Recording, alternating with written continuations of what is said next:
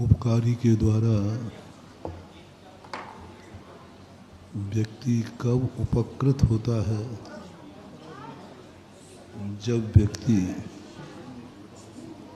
अपनी पूरी ताकत लगा कर के उपकारी की इज्जत रखता है। उपकारी के भरोसे बैठ कर के जो निष्क्रिय हो जाते हैं, इनमें उपकारी का अभिशाप भी लग सकता है। ये मत समझना कि उपकारी के द्वारा हमारा उपकार ही होता है। यदि हमारे ऊपर उपकार करने पर उपकार की बदनामी होती है, उपकारी का अतिशय खत्म होता है, उपकारी की इज्जत में कमी आती है, तो जिसके ऊपर उपकार किया गया है वह उपकार उसके लिए अभिशाप बन सकता है। क्योंकि तुम्हारे कारण से, तुम्हारे ऊपर उपकार करने से उसको हिराश हुआ है। बहुत बड़ा मोटिवेशन कल दिया था कि कभी भी कोई व्यक्ति हमारे ऊपर उपकार कर रहा है तो हमें यह सोचना है, कहीं मेरे ऊपर उपकार करने से इनकी वैल्यू कम तो नहीं हो जाएगी। मेरे ऊपर उपकार करने से इन्होंने जो अभी तक ख्याति प्राप्त की है, इज्जत प्राप्त की है, अतिशय प्राप्त किया है, साधना और तपस्याएं की हैं, कहीं हमारे ऊपर उपकार करने से इनकी इज्जत में कमी तो नहीं आएगी। बहुत बड़ा मोटिवेशन महानुभाव। हमारी जिंदगी में हम चाहते हैं कि कोई हमारे ऊपर उपकार करे, लेकिन तुम्हें पहले ये सोचना है, चाहे भली उपकार होवे या नहीं होवे, मेरी जिंदगी कितने भी कष्टों में निकल जाए, लेकिन जो व्यक्ति मेरे कष्ट दूर करेगा उसके हाथ काले मत होने देना, नहीं तो दलाली में काले हाथ हो जाना बहुत बड़ा अभिशाप है। हमारा देश इज्जतवान देश है। हमारा देश हमारे लिए बहुत कुछ करता है।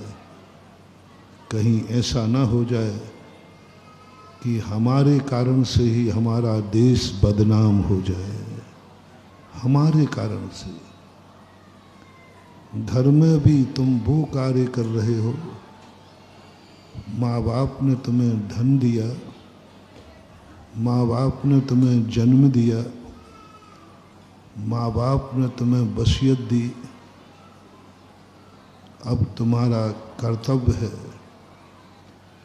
कि तुम्हें जन्म देने के पहले तुम्हारे माँ बाप की इज्जत क्या थी,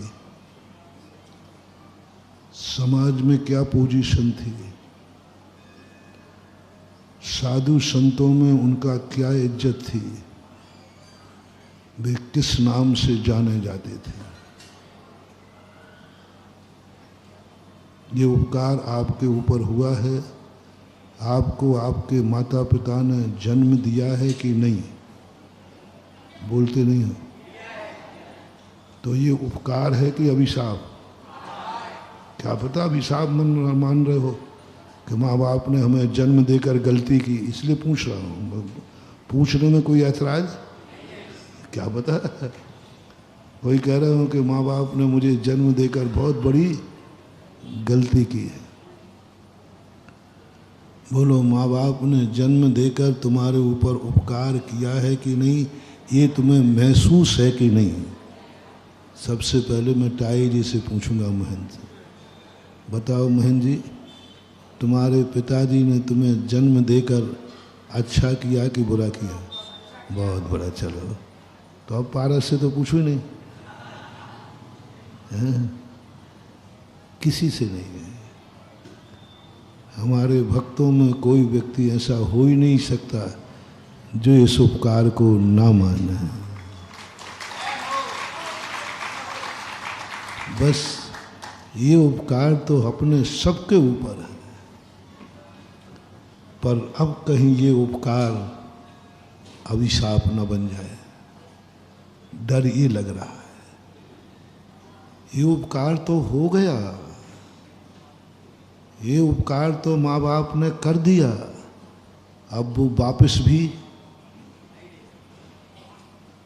कर दो, वापस कर दो कि माँ बाप ने मुझे जन्म दिया है, मैं इस उपकार को वापस करता हूँ। कुछ उपकार ऐसे हैं जो वापस नहीं हो सकते, नहीं हो सकते। कुछ ऐसे टाइटल हैं कि यार आप जो कुछ भी करो, बल्दियत कभी खत्म नहीं। अब इस उपकार को अभिशाप न बन जाए, बस ये चिंता की बात कल शुरुआत की थी। सबसे बड़ा दुख है मुझे कि हमारे ना जाने कितने लोगों को ये उपकार से उपकार नहीं, अभिशाप हो रहा है, ह्रास हो रहा है। उपकार से ह्रास, उपकार से तो व्यक्ति का विकास होना चाहिए और हमारे ऊपर तो ह्रास हो रहा है। उपकार से ह्रास हो रहा है। उसने किया था कि मैं उपकार कर रहा हूं, यहां तो नुकसान हो गया। जिंदगी में तुम कभी कुछ भी करो, पर ऐसी गलती, ऐसा पाप का उदय ना आ जाए कि सामने वाला उपकार करे और मेरे लिए वो अपकार हो जाए। डॉक्टर देवे सब दवाई स्वस्थ के लिए और तुम दवाई से और बीमार हो जाओ।